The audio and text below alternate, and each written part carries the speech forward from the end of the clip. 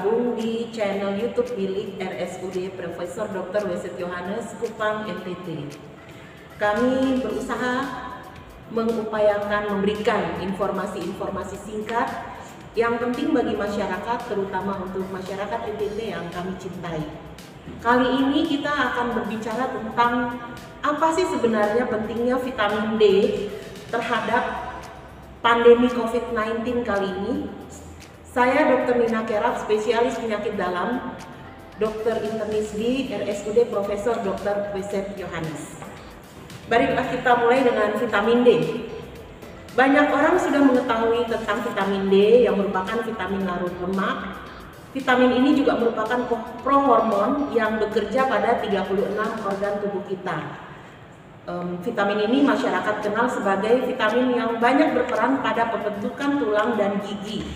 Bisa didapat dari susu, kuning telur, ikan, dan kita juga tahu bahwa kontak matahari langsung terhadap kulit kita itu bisa memberikan suplai vitamin D secara alamiah kepada tubuh kita. Pertanyaannya, apakah semuanya itu cukup untuk tubuh kita sendiri? Ternyata penelitian membuktikan, bahkan sudah melakukan pengukuran pada berbagai individu di dunia ini, vitamin D yang dikandung oleh tubuh manusia umumnya rata-rata kurang. Saya sendiri sekitar 2 minggu yang lalu saya juga minta suami saya, anak saya, mama dan adik-adik saya untuk memeriksakan kadar vitamin D. Ternyata semua berada di kadar yang rendah, bahkan ada yang sangat rendah. Itu cukup mengejutkan untuk saya ya. Dan karena vitamin D saat ini sedang booming, kami memilih topik ini untuk dibagikan informasinya kepada masyarakat. Apa yang kita takutkan sebenarnya dengan defisiensi vitamin D? Vitamin D itu memiliki banyak sekali manfaat bagi tubuh kita ya. Di antaranya, apabila kekurangan vitamin D, otot tubuh kita akan pegal-pegal karena vitamin D ini bekerja pada fungsi gerak dan fungsi otot, baik dalam kekuatan otot maupun kontraktilitas otot. Apabila vitamin D-nya kurang, maka otot ini akan terasa nyeri apabila kekurangan ini berlangsung dalam jangka waktu yang lama. Nah, ini terutama pada lansia berbahaya karena akan mengakibatkan mereka rapuh dan mudah sekali jatuh. Jatuh berarti patah tulang pada lansia. Dan kita tahu dia berguna dalam pembentukan tulang, sehingga kekurangan vitamin ini akan mengakibatkan nyeri pada sendi. Terus bisa mengakibatkan kelelahan atau kurang energi. Jadi orang dengan defisiensi vitamin D ini akan merasa capek terus-menerus, walaupun mereka sudah istirahat, misalnya cukup olahraga, tapi tetap merasa lelah ya. Karena apa? Vitamin D ini salah satu unsur yang membantu pembentukan energi atau kalori.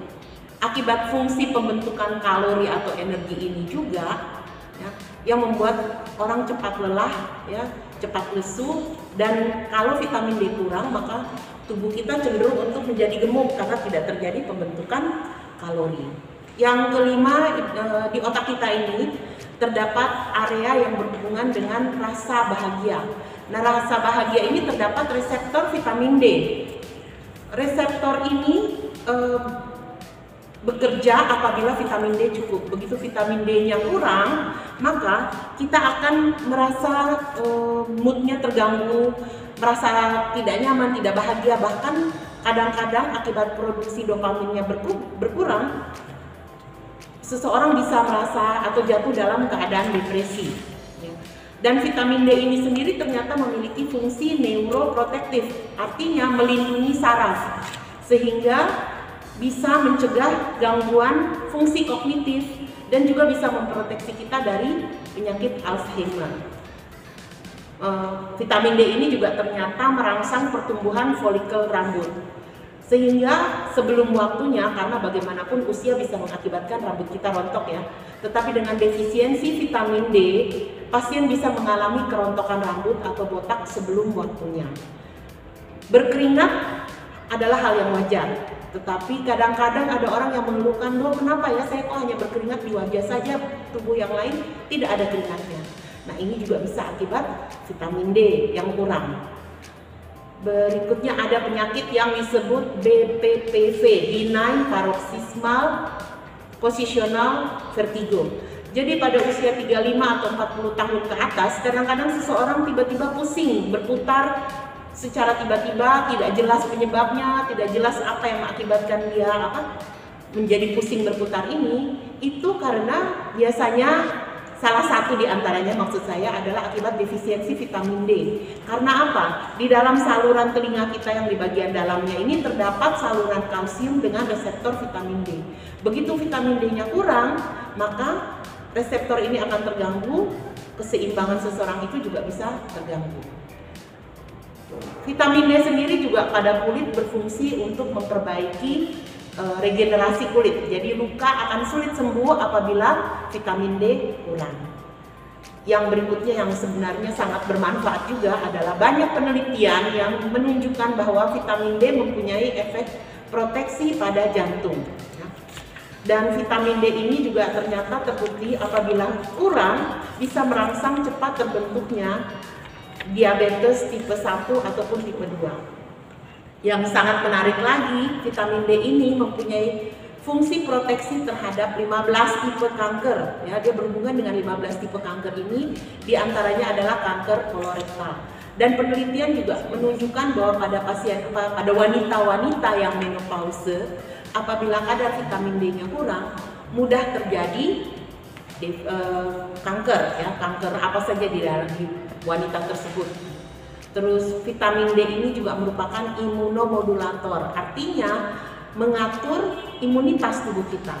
Jadi dia sangat berperan pada penyakit-penyakit autoimun. Jadi dia bisa menekan perkembangan autoimun pada orang-orang yang punya bakat untuk menderita penyakit autoimun, atau tampilan klinis dari autoimunnya itu tidak berat. Jadi pasien tidak mengalami gangguan yang parah ya.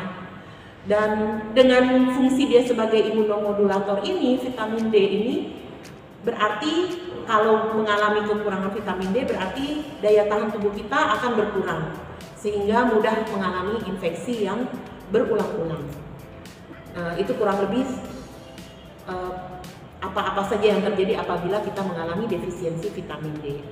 Ternyata pada penelitian juga yang dilakukan oleh peneliti di seluruh dunia ini didapatkan bahwa vitamin D ini mempunyai peran dalam mengatasi infeksi virus, terutama infeksi virus pada saluran pernafasan bagian atas.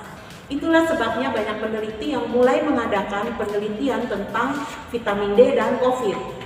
Dari hasil penelitian ini, kebanyakan penelitian terbaru, salah satu di antaranya didapatkan bahwa kadar vitamin D yang baik dalam darah terbukti akan menghalangi terkena infeksi COVID-19 ini sampai dengan 54%. Itu angka yang sangat besar ya, dan sangat menguntungkan untuk kita ya. Jadi karena daya tahan tubuh kita meningkat, maka infeksi tidak mudah terjadi.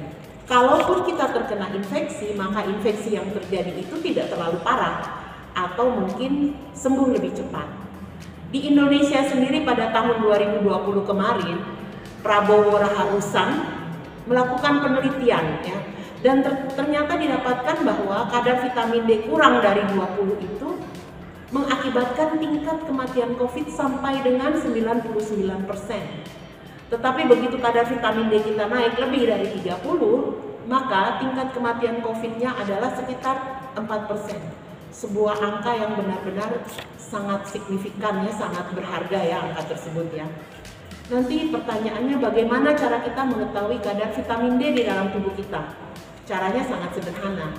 Kita menuju ke laboratorium dan memintakan periksa kadar serum vitamin D, nanti mereka akan mengambil darah kita. Pertanyaan berikutnya pasti, dok, berapa sih jumlah kadar vitamin D yang seharusnya dimiliki oleh tubuh kita?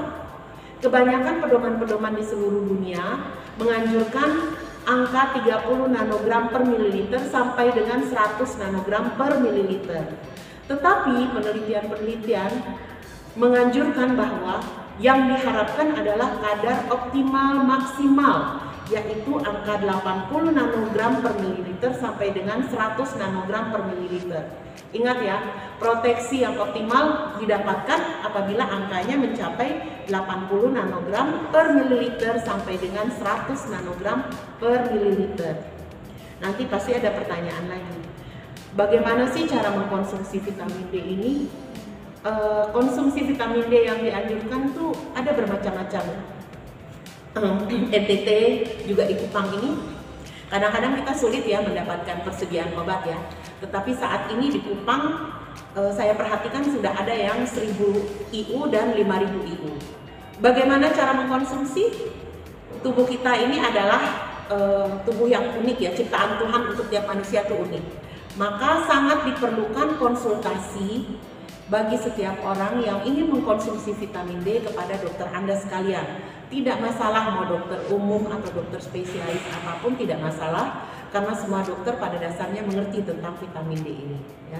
Jadi sebelum mengkonsumsi vitamin D, coba sebaiknya menghubungi dokter Anda sekalian, berkonsultasilah sehingga Anda dapat mengkonsumsi vitamin D ini secara nyaman dan aman.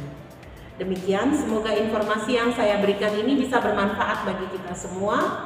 Selamat berkarya dan selamat menabur berkat dimanapun Anda berada.